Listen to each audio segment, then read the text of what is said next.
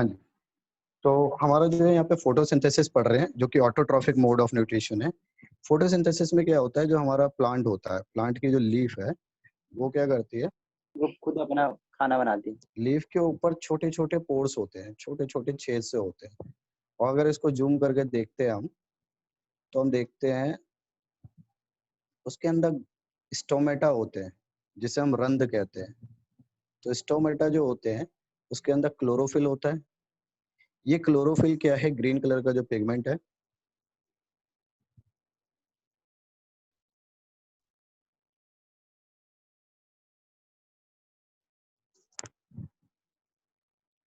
हाँ,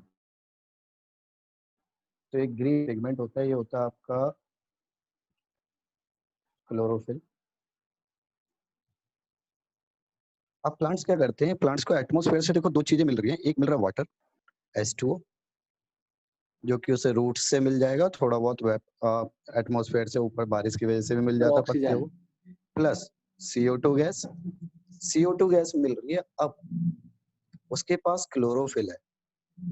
क्लोरोफिल एक हरित पदार्थ होता है, हरे रंग का पदार्थ होता है, जो कि पत्तों में पाया जाता है। और साथ में सन होगा, जो कि उसे सनलाइट देगा। तो सनलाइट जब उस पर गिरेगी तब वो क्या करेगा, यहाँ पे हम लिखेंगे साथ में सनलाइट, सूर्य का प्रकाश। सनलाइट मिलने से अब देखो उसको एनर्जी मिली है सनलाइट की फॉर्म में, यानी हीट एनर्जी मिली है। तो एनर्जी हमने पता है, पढ़ा हुआ है कि एनर्जी ना तो कभी खत्म होगी ना बनेगी। तो यहाँ पे क्या करता है, एनर्जी कन्वर्ट हो जाती है, इसको कन्वर्ट कर देता है केमिकल में। केमिकल एनर्जी कौन सी, ग्लूकोज C6H12O6, ठीक है। ये हमारा ग्लूकोज का फॉर्मूला, उस पर फॉर्मूले को कन्वर्ट याद मतलब मिल रखना। जाता है। तो ये ग्लूकोज की फॉर्म में कन्वर्ट हो जाता है और साथ में रिलीज करता है O2, यानी ऑक्सीजन गैस। ये फोटोसिंथेसिस है, जो बेसिक आपने पढ़ा हुआ है, वही चीज को हम लेके चल रहे हैं। तो प्लांट्स क्या करते हैं, ऑटोट्रॉफिक इसलिए कहा जाता है क्योंकि ये क्या करते हैं, एटमॉस्फेयर में मौजूद वाटर और कार्बन डाइऑक्साइड का यूज करके ग्लूकोज और ऑक्सीजन बना लेते हैं। ग्लूकोज क्या है, उनका फूड है, जो कि हमारे को भी फूड जो है प्लांट से मिल जाता है।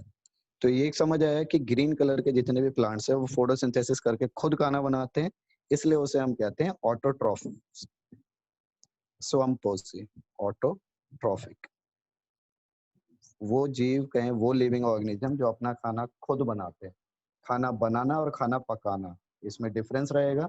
मम्मी खाना पका रही है, वो बना नहीं रही है, वो खाना बनाती पकाती है सिर्फ।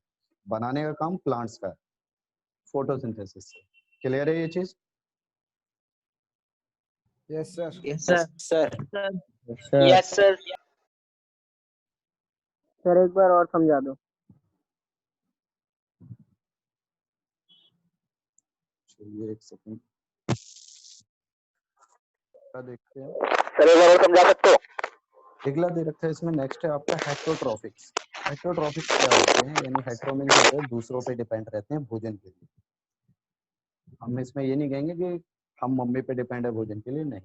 यानी जितने भी आपके बाकी लिविंग है जिनके पास क्लोरोफिल नहीं है, क्लोरोफिल नहीं होता जिनके पास, वो क्या करते हैं, फोटोसिंथेसिस कर ही नहीं पाएंगे।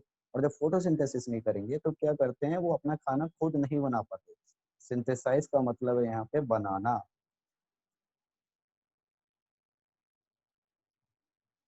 सिंथेसाइज का मतलब है यहाँ पे फूड बनाना, उसको प्रोड्यूस करना।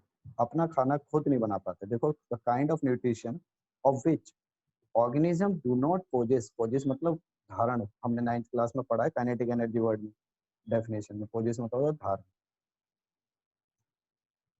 तो यानी कुछ ऑर्गेनिज्म जिनके पास ये एबिलिटी यानी काबिलियत उनके पास नहीं होती कि वो अपना खाना खुद बना सके, तो वो क्या करते हैं, वो डिपेंड करते हैं ऑन ऑटोट्रॉप्स, यानी वो प्लांट्स पे या एनिमल्स पे जो अपना खाना खुद बना सकते हैं, for their food supply directly और इनडायरेक्टली। चाहे डायरेक्टली डिपेंड हो चाहे इनडायरेक्टली।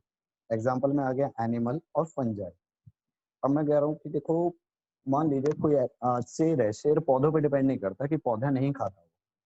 तो जो लायन है हमारा, वो खा रहा है मान लीजिए डियर को, और डियर क्या खा रहा है, ग्रास या लीव्स, ठीक है, प्लांट्स को खा रहा है। तो अगर वो मान लीजिए ह्यूमंस है, जो इंसान है वो खा रहे हैं सीधे प्लांट को, और ये क्या है, हमारे दोनों ऑटोट्रॉप्स हैं। तो हम तो डायरेक्टली डिपेंड है, ऑटोट्रॉप है, हम तो डायरेक्टली प्लांट पे डिपेंड है, यानी हम कह सकते हैं डायरेक्ट है। और ग्रास को अगर डियर खा रहा है और डियर को लायन खा रहा है तो वो इनडायरेक्टली हो जाता है। यानी डायरेक्टली और इनडायरेक्टली हम प्लांट्स पे ही डिपेंड है अपने फूड के लिए। और जो इंडिविजुअल या फिर हम कहें जो ऑर्गेनिज्म या जो जीव अपने फूड के लिए पौधों पर निर्भर है, उन जीव को कहते हैं हम ऑटोट्रॉफिक सॉरी हेटेरोट्रॉफिक, या फिर हम कहते हैं विषम पोषी। विषम पोषी यहाँ पे हम बता रहे हैं जो अपने खाने के लिए दूसरे लिविंग ऑर्गेनिज्म पे डिपेंड करते हैं। क्लियर है ये? Yes sir. Yes sir. Yes sir. Yes sir. Sir. Yes sir.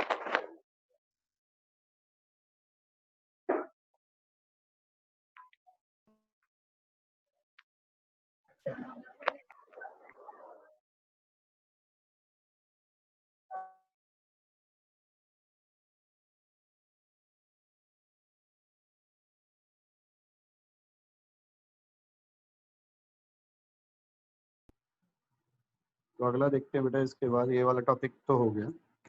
Next पे आते हैं हम ऑटोट्रॉफिक न्यूट्रिशन जो है उसके अंदर पढ़ते हैं हम। और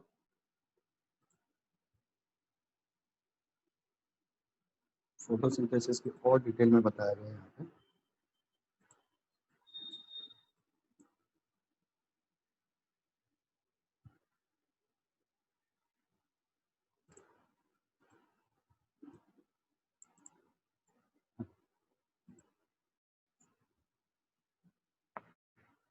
तो देखते हैं ऑटोट्रॉफिक न्यूट्रिशन में हम देख रहे हैं यहाँ पे, यानी वही स्वयंपोषी में ऑटोट्रॉफ्स क्या है।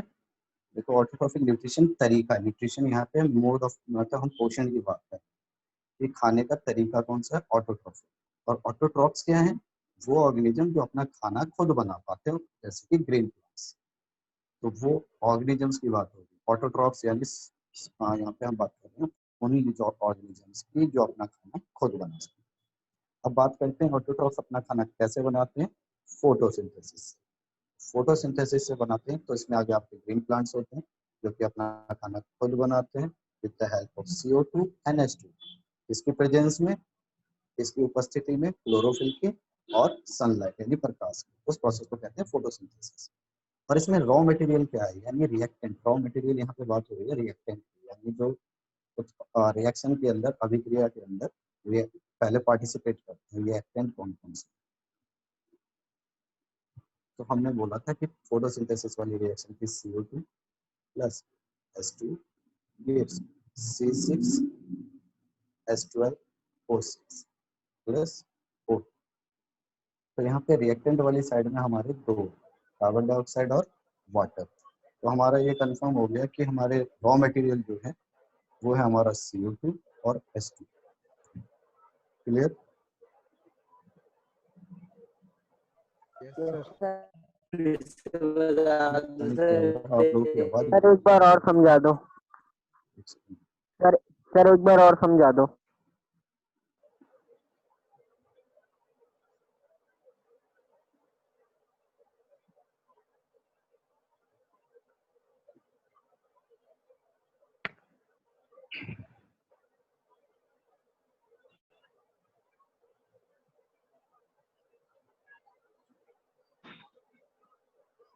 हमारी आवाज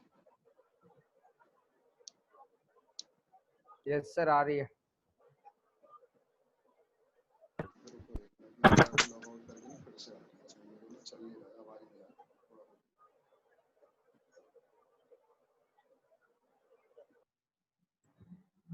तो वही देखें, इसमें हम जो कर रहे थे, देखो हमारा हुआ एक तो फोटोसिंथेसिस में हमने पढ़ लिया कि जो पिगमेंट है आपके क्लोरोफिल वाला, उसकी वजह से आपकी फोटोसिंथेसिस हो रही है। और रॉ मटेरियल हमारा CO2 और H2। साइट है पूरा। नेक्स्ट पॉइंट है आपका साइट। साइट मतलब जगह, कहाँ पे फोटोसिंथेसिस होती है। तो अभी डायग्राम में मैंने बताया था क्लोरोप्लास्ट में होती है, जो कि लीव्स में प्रेजेंट होता है। तो हमने बताया था स्टोमेटा का, स्टोमेटा के अंदर जो ग्रीन पार्ट है यहाँ पे, वो आपका क्लोरोप्लास्ट है। ठीक है, तो इस क्लोरोप्लास्ट के अंदर, जो पत्तों के अंदर क्लोरोप्लास्ट कोर्स है, हर होते एक सर। के अंदर होती है। हाँ जी भाई। सर पोर्स भी तो होते हैं। हाँ, पोर्स जो है वो स्टोमेटा होते हैं और स्टोमेटा के अंदर क्लोरोप्लास्ट होता है। ओके क्लोरो मीन्स है यहाँ पे कलर, ठीक है, तो ग्रीन मतलब यहाँ पे रिप्रेजेंट कर रहा है ग्रीन कलर, और प्लास्ट है यहाँ पे पिगमेंट। तो क्लोरोप्लास्ट के अंदर होता है क्लोरोफिल, यानी जो हरे कलर का पिगमेंट होता है, वहां पे आपका फोटोसिंथेसिस होता है। इसके बाद देखते हैं हम यहाँ पे रिएक्शन दे दिए।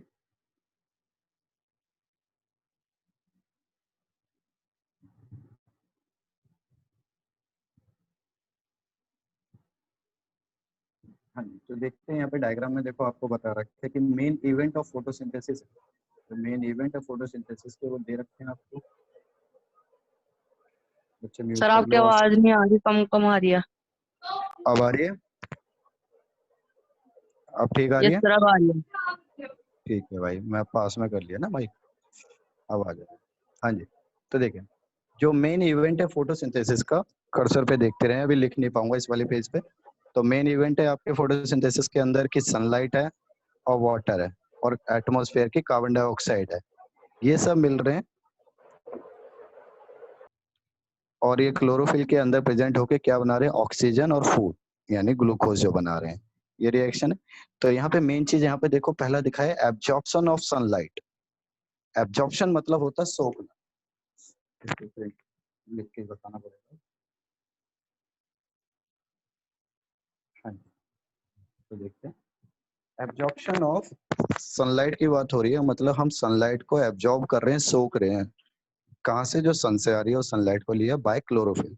तो क्लोरोफिल क्या कर रहा है, क्लोरोफिल का फंक्शन आपको पता चल गया मेन फोटोसिंथेसिस के अंदर, कि वो एब्जॉर्प्शन करता है सनलाइट की, ठीक है। अब दूसरा फंक्शन है हमारा, पहला फंक्शन तो हो गया, दूसरा है CO2 को कार्बोहाइड्रेट में बदलना, ठीक है। तो दूसरा फंक्शन हमारा हो गया यहाँ पे CO2 जो हमारा था रिएक्शन के अंदर, CO2 प्लस H2, उसको कन्वर्ट करा हमने कार्बोहाइड्रेट यानी ग्लूकोज में, C6H12O6 प्लस O2। अच्छा, इसके कुछ नाम लिखता हूँ जिसमें आपकी कंफ्यूजन नहीं होनी चाहिए। पहला इसका नाम है ग्लूकोज, दूसरा इसका नाम है फूड, स्टार्च, कार्बोहाइड्रेट, ये सारे लगभग एक कैटेगरी ही हैं। तो हम फार्मूला तो वैसे ग्लूकोज का है, अब बुक में आप कहीं कहीं देखोगे फूड लिखा हुआ, कहीं स्टार्च लिखा हुआ, कहीं पे कार्बोहाइड्रेट लिखा हुआ, तो कंफ्यूज मत होना। इन सब के अंदर कार्बोहाइड्रेट, स्टार्च और फूड सब के अंदर ही ग्लूकोज होता है, तो मैंने सीधे ग्लूकोज लिखा है यहाँ पे, ठीक है। फिर इसके बाद देखते हैं स्टोमेटा का क्या फंक्शन है, स्टोमेटा होता क्या था। सर आवाज नहीं आ रही। भाई अब आ रही है? बच्चों आवाज आ रही है? यस सर आ यस रही है। सर। ठीक है भाई, आ रही जिसको है नहीं सर। यस सर आ रही है सर। वॉल्यूम बढ़ा के देखो, शायद फोन का उससे कम हो रही होगी। तो देखो स्टोमेटा क्या है, टाइनी पोर, छोटे छोटे छिद्र, यस सर। ये होता है छिद्र। लिखना आता है इसलिए लिख रहा हूँ, वरना तो मैंने यस लिखा। सर। ओके भाई, अब चलो मैं बोलता हूँ, सुनो। टाइनी पोर्स यानी छिद्र जो होते हैं present on the surface of leaf, एक पत्ते के सरफेस पे जो छोटे छोटे छेद होते हैं उसे हम कहते हैं स्टोमेटा, ठीक है। अब इसका फंक्शन देखो भाई, फंक्शन ज्यादा जरूरी है। क्वेश्चन इसका आ रखा है 3 मार्क्स का, स्टोमेटा क्या है और उसका फंक्शन बताओ। तो भाई देखो, सबसे पहला exchange of gases. Exchange of gases का मतलब जो इसके फोटोसिंथेसिस में जो गैस आई थी यानी यूज हुई थी CO2, वो भी इसी में से आएगी, और जो गैस निकली थी ऑक्सीजन, वो भी इसी में से निकलेगी। तो प्लांट के अंदर एक्सचेंज हो रहा है गैसेस का, वो किसके थ्रू होता है, स्टोमेटा के थ्रू। दूसरा, loses large amount of water, जितना भी इसमें एक्स्ट्रा वाटर होगा वो उसको ट्रांसपीरेशन की मदद से, जो प्रोसेस है ट्रांसपीरेशन अभी बताऊंगा, उसको पानी के उड़ जाएंगे and help in up flow of water. देखो इसको मत,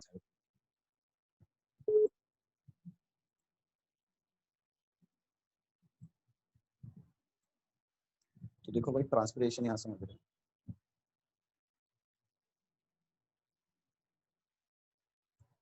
ट्रांसपीरेशन को हिंदी में कहते हैं वाष्पो उत्सर्जन, वाष्पो उत्सर्जन, ठीक है। तो वाष्पोत्सर्जन आपने 6th क्लास में पढ़ा हुआ है कि एक पत्ती है, पत्ती के ऊपर छोटे छोटे छेद है। अब प्लांट के अंदर अगर पानी है और ज्यादा पानी है तो पत्तियों से, स्टोमेटा से, ये जो हमारा डायग्राम है ये वाला, इस स्टोमेटा के छिद्र से यानी पोर से बाहर की ओर आएगा, सरफेस पे आ जाएगा। अब मान लीजिए कि ब्लू कलर से दिखा रहा हूँ मैं, थोड़ा थोड़ा पानी की बूंदे ऊपर स्टोमेटा पे आ चुकी है।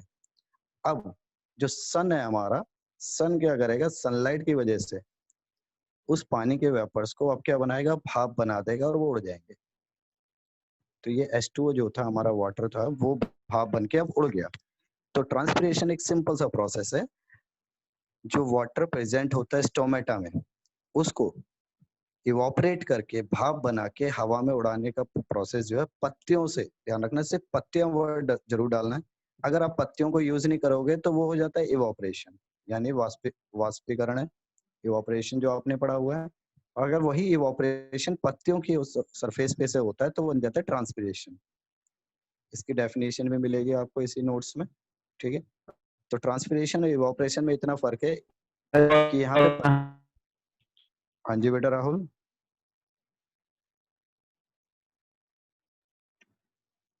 आवाज नहीं आ रही बेटा राहुल आपकी, मैं दोबारा समझा देता हूँ। वैसे इसको समझो पहले, इवापोरेशन है, नॉर्मल हो रहा है जैसे कपड़े सूखते हैं। और ट्रांसपिरेशन क्या है, हम पत्तों की सरफेस पे से पानी को इवापोरेट कर रहे हैं, ठीक है। तो ध्यान से दोबारा से समझो, देखो ट्रांसपिरेशन वो प्रोसेस है जिसमें एक पत्ते की सरफेस पे मौजूद पानी की ड्रॉप्स को धूप लगने की वजह से वो वाष्पीकृत हो जाता है, यानी इवापोरेट हो जाता है, यानी वाटर वेपर्स बन जाते हैं, ठीक है। यहाँ पे बूंदे हैं पानी की ड्रॉप, देखो इस चीज को याद रखो, ये हैं अभी वाटर की ड्रॉपलेट यानी बूंदे।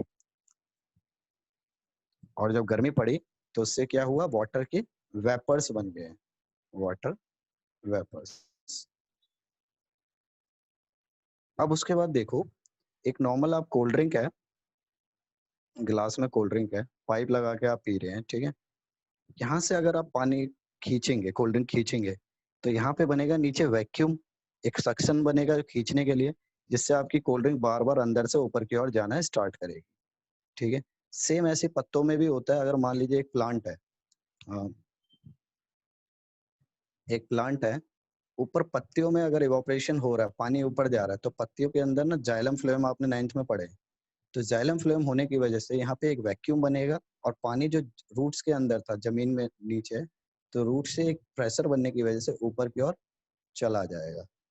तो हमारा स्टोमेटा क्या काम कर रहा है, एक एक्सचेंज ऑफ गैसेस, दूसरा ट्रांसपिरेशन, चौथा, तीसरा flow of water, up flow, यहाँ पे बात हो रही है ऊपर की ओर होने वाला फ्लो, तो हम लिखेंगे अप फ्लो ऑफ वाटर। तो 3 काम हो गए स्टोमेटा के, ये वाला क्लियर है? Yes sir. ठीक है, यस सर। स्क्रीनशॉट लो फटाफट से, फिर अगले पे आते हैं।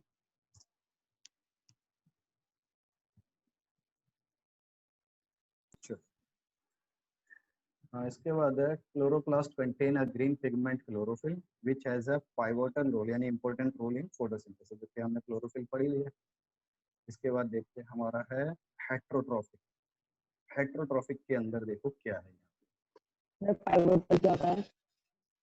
क्या बेटा? पाइवोटल जो अभी बताया था, पाइवोटल होता है इंपॉर्टेंट, जरूरी, ठीक है।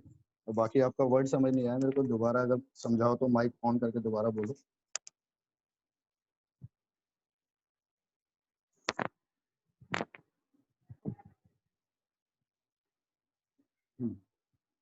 अगला आपका हेटेरोट्रॉफिक मोड ऑफ न्यूट्रिशन जो है हम यहाँ पढ़ेंगे। इसमें क्या है कि आपका, एक तो मैंने बता दिया वो ऑर्गेनिज्म हेटेरोट्रॉफिक में जो दूसरों पे डिपेंड करते हैं, डिपेंड्स ऑन अदर, ठीक है, ऑर्गेनिज्म फॉर फूड, यानी खाने के लिए वो दूसरे जीव पर निर्भर करते हैं, वो आपका हेटेरोट्रॉफ्स होते हैं। तो यहाँ देखते हैं भाई, हेटेरोट्रॉफ्स के अंदर कि पहला है होलोजोइक। होलोजोइक को हिंदी में देखता हूँ भाई मैं, हिंदी वाली पीडीएफ खोलनी पड़ेगी।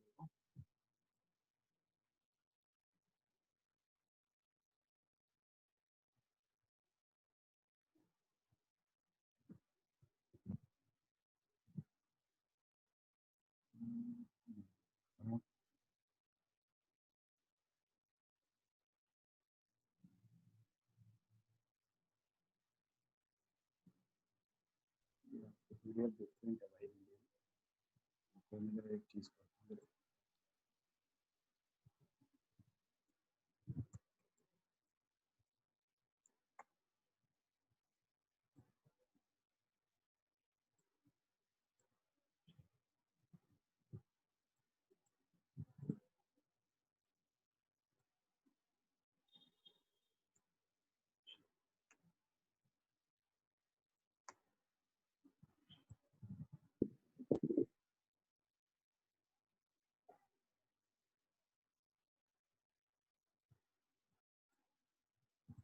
होलोजोइक का नहीं बता रहा था।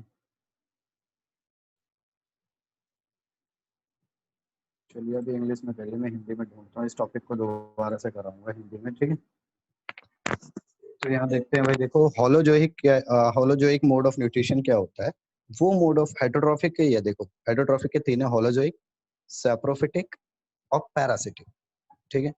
तो यहाँ पे पहले होलोजोइक पढ़ेंगे। तो होलोजोइक होता है जैसे हम लोग खाना खाते हैं, हमारे बॉडी के अंदर फूड है, फूड जो है हमारी बॉडी के अंदर जाएगा, बॉडी के अंदर जाने के बाद क्या करेगी हमारी बॉडी, उसको छोटे छोटे पार्ट में तोड़ देगी, फूड छोटे छोटे पार्ट में टूट जाएगा।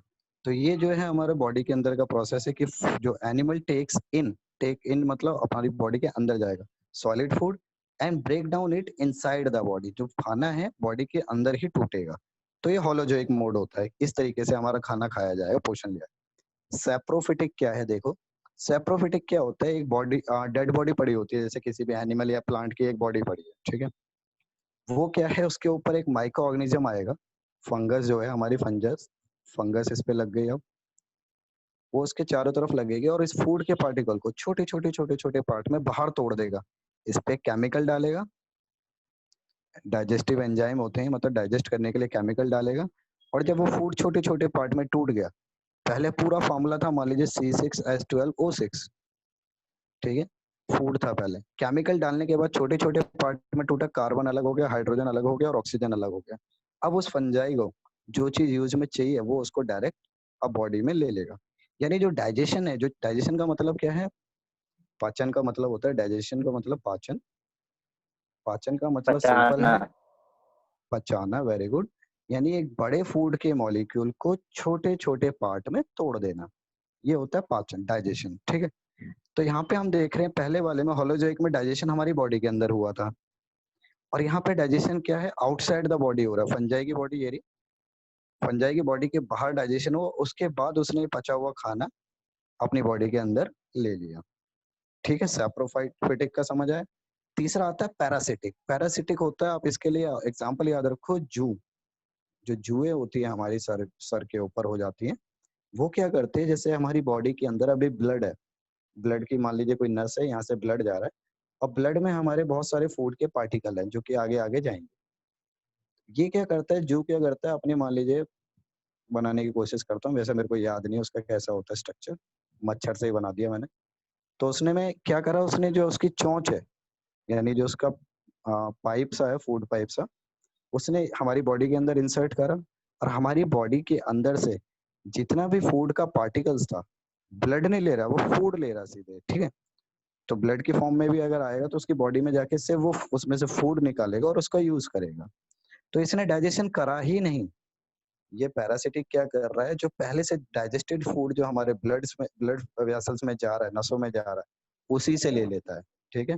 या फिर हम कहें दूसरे अगर प्लांट्स के अंदर, आंसू बेटा म्यूट करो यार,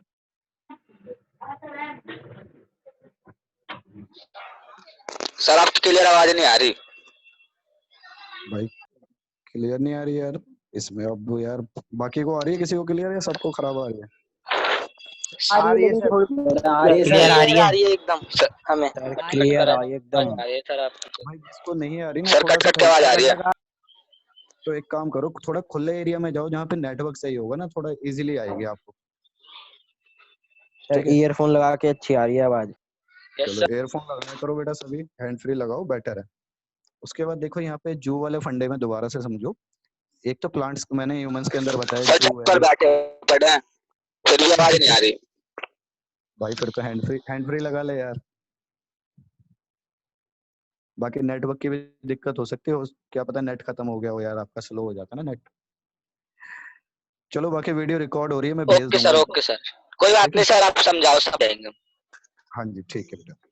हाँ जी, तो देखिए जू जो है हमारी बॉडी में पचा हुआ खाना ले रहा है, और दूसरा कुछ होती है कसकटा। कसकटा होता है एक तरह से अमरबेल कहते हैं इसे। अमरबेल होती है, शायद आप लोगों ने नाम सुना हो, अभी आपको दिखा दूंगा। तो ये क्या है, प्लांट के ऊपर रहती है, एक प्लांट है उसी के ऊपर रहेगी। एक सेकंड। सर ये प्लांट्स को सुखा देती है ना? हाँ जी, हाँ जी, प्लांट्स को सुखा भी देती है। क्यों होता है कि मान लीजिए एक प्लांट है, उसके ऊपर ये कसकटा जो है आपकी एक अमरबेल सी है, तो उसके ऊपर लटकी रहती है, उसी के ऊपर लिपटी रहेंगी और लटकी रहेंगी, ठीक है। अब ये क्या कर रही हैं, जितना भी जाइलम और फ्लोएम आपने पढ़ा है, जाइलम और फ्लोएम आपने पढ़ा हुआ है, Yes. उसके अंदर जितना भी फूड और वाटर जा रहा है, ये क्या करता है भाई, उसके अंदर अपने एक समझ लिए सुई सी घुसेड़ देगा और वहां से एब्जॉर्ब करना स्टार्ट करता है। तो ये अमरबेल है। तो अमरबेल और जू हमने दो एग्जांपल लिए पैरासिटिक में, तो इसकी डेफिनेशन पढ़ते हैं।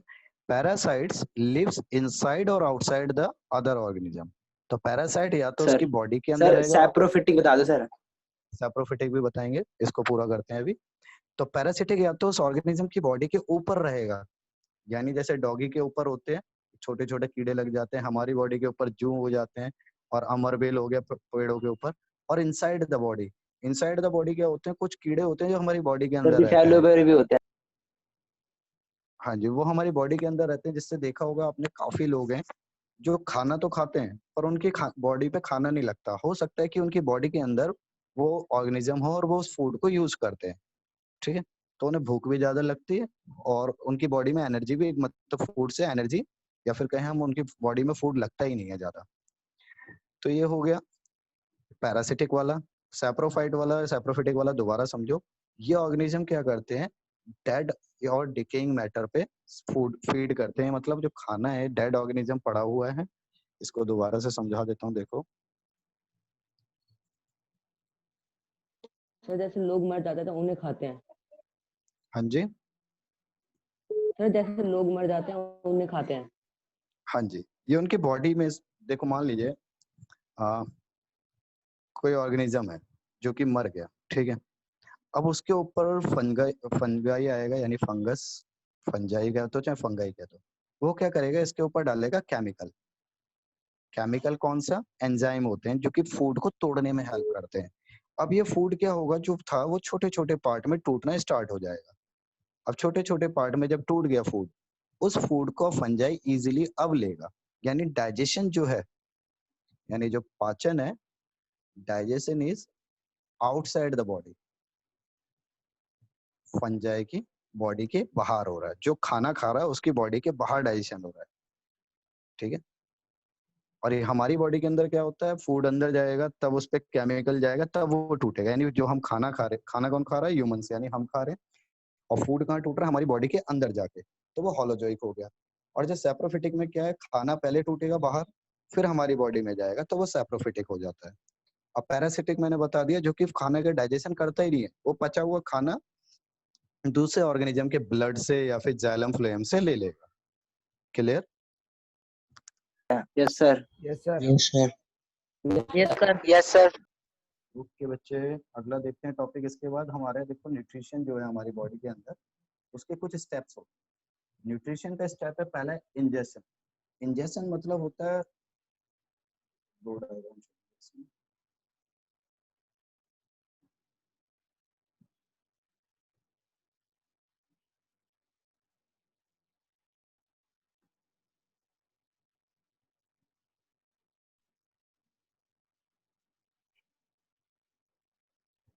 हाँ जी, तो यहाँ पे समझते हैं। देखो न्यूट्रिशन इन एनिमल्स की बात कर रहे हैं हम, प्लांट्स की बात तो हमारी खत्म होगी फोटोसिंथेसिस में, ठीक है। अब एनिमल्स के अंदर बात करेंगे तो एनिमल्स में हम देख रहे हैं कि पहला जो प्रोसेस है न्यूट्रिशन खाना खाने का, इंजेशन। इंजेशन नाम में इन आ रहा है, डेट मीन्स एंटर कर रहा है, ठीक है। फूड हमारी बॉडी के अंदर जाएगा। फिर दूसरा डाइजेशन, यानी उसका पाचन होगा। पाचन हो गया, अब पाचन होने के बाद छोटे छोटे पार्ट में टूट गया, फिर होगा उसका एब्जॉर्प्शन। एब्जॉर्प्शन मतलब उसको सोखेंगे। कौन सोखेगा? ब्लड सोखेगा, यानी ब्लड वेसल्स यानी जो नसें हैं, नसों के अंदर वो फूड चला जाएगा। फिर ऐसे उसको सही जगह पे पहुंचाना और उसको तोड़ना, ठीक है। एसिमिलेशन मतलब ब्लड वेसल से हमारा जो फूड है एक जगह से, मान लीजिए हमारे स्टमक में टूटा, स्टमक में टूटने के बाद वो जाता है इंटेस्टाइन में, आंतड़ियों में। इंटेस्टाइन में जाने के बाद वो वहां से जाएगा हमारे ब्लड के अंदर।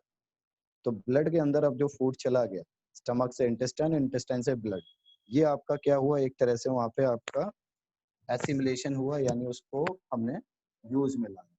फिर आता है इजेशन।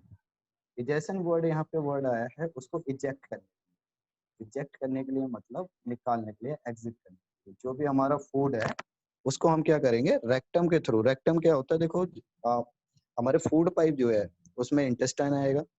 देखो समझाता हूँ थोड़ा। फूड पाइप है, हमने खाना खाया, माउथ से आया, ठीक है। तो फूड पाइप के बाद हमारा आएगा स्टमक।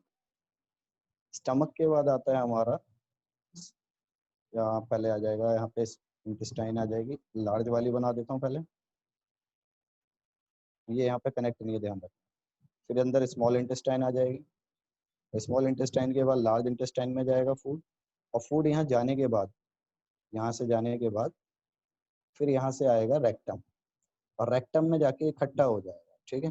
और रेक्टम में इकट्ठा हो जाएगा और जो भी फूड है, जब जैसे ज़्यादा स्टोर हो जाएगा वो फिर आपको मैसेज आएगा ब्रेन पे कि भाई आप पोटी जाना चाहिए, तो आप पोटी में जाके वो यहाँ से रेक्टम से एनएस के थ्रू निकाल,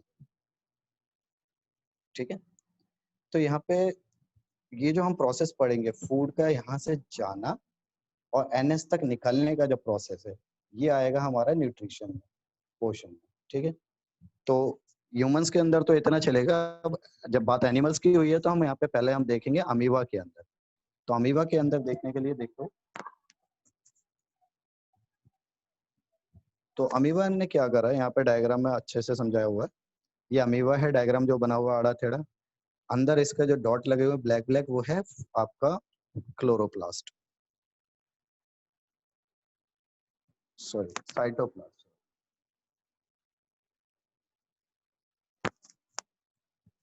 साइटोप्लाज्म। फिर उसके अंदर ये जो दिखा रखा है डार्क वाला पोर्शन, ये है न्यूक्लियस यानी केंद्रक। अब बाहर दे दिया एक फूड पार्टिकल। फूड पार्टिकल को जैसे ही वो देखेगा, मतलब उसको महसूस करेगा, अमीबा के पास आंखें तो होती नहीं है, वो उसे महसूस करेगा, ठीक है। महसूस करने के बाद जैसे उसे लगा फूड है, तो अपने बॉडी के स्ट्रक्चर को धीरे धीरे उसने चेंज करा। देखो उसका पहले तो स्ट्रक्चर ऐसा था, फिर उसने क्या करा, उसको ऐसा कर लिया जैसे उसको पकड़ने जा रहा हो, अपने बॉडी के स्ट्रक्चर को टेढ़ा मेढ़ा करके बना लेगा। और जो उसको देखने में लग रहे हैं आड़े टेढ़े से, जैसे हाथ से हो या पैर से हो जिससे वो पकड़ेगा, उसे हम कहते हैं सूडोपोडिया। सूडो मीन्स होता है फॉल्स, फॉल्स मीन्स झूठे।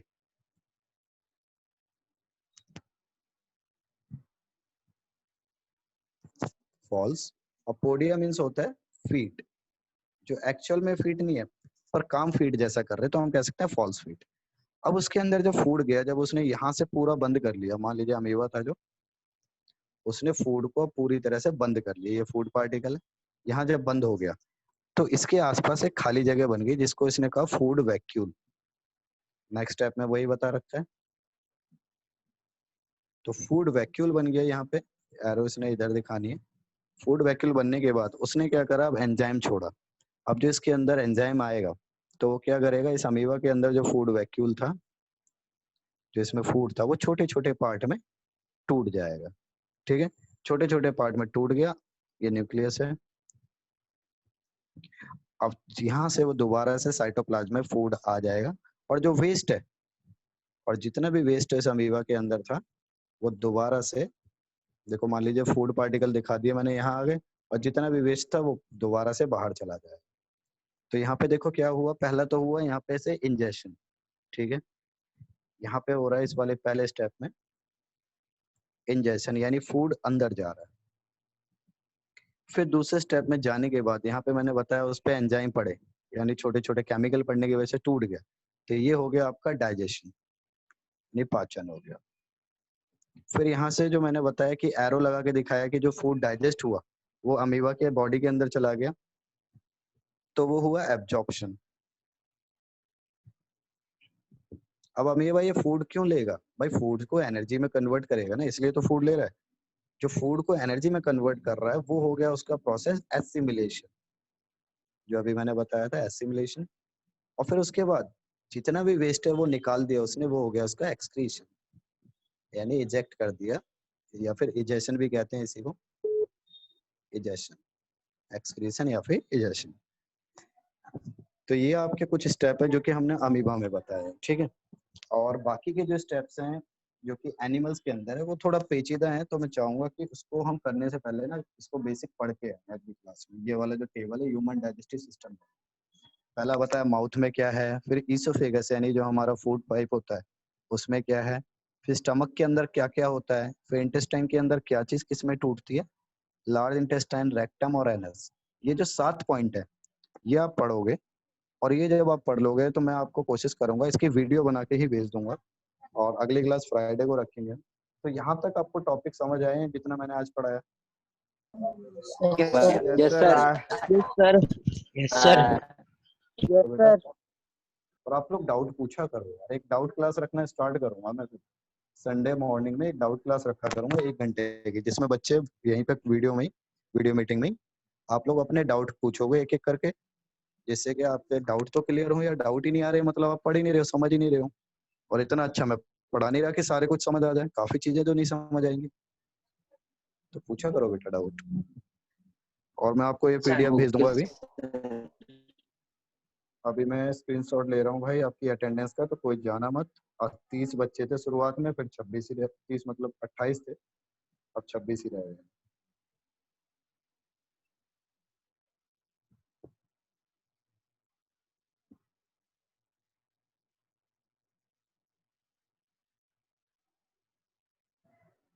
रुकी हुई क्यों थी?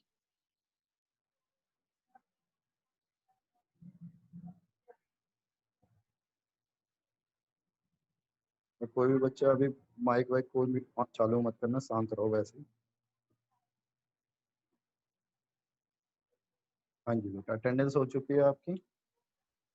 और 9th आई के बच्चे जो क्लास में, भाई अगर आप लोगों ने वो EMC वाला जो था आपका कोरोना वाला पोस्टर बना के नहीं भेजा तो भेज दो बच्चे, आपका जो रिपोर्ट है उसमें जाएगी, मेरे को दिखाना पड़ेगा कितने बच्चों ने दिया है, किसने नहीं दिया है, ठीक है। ओके सर, कल भेज दें करके। सर कल क्लास है। फ्राइडे को क्लास लेंगे बेटा। सर जो काम किया है वो सर जी वो पर्सनल नंबर भेजिए या ग्रुप पे भेज सकते हैं? मेरे नंबर पे भेज देना। क्लास होगी? अब अगली क्लास फ्राइडे को लेंगे हम शाम को 6 बजे। ठीक है सर। और मैं इसकी रिकॉर्डिंग आपको ओके सर। ठीक है, देखता हूँ कितनी बड़ी बनी है, रिकॉर्डिंग भेज दूंगा।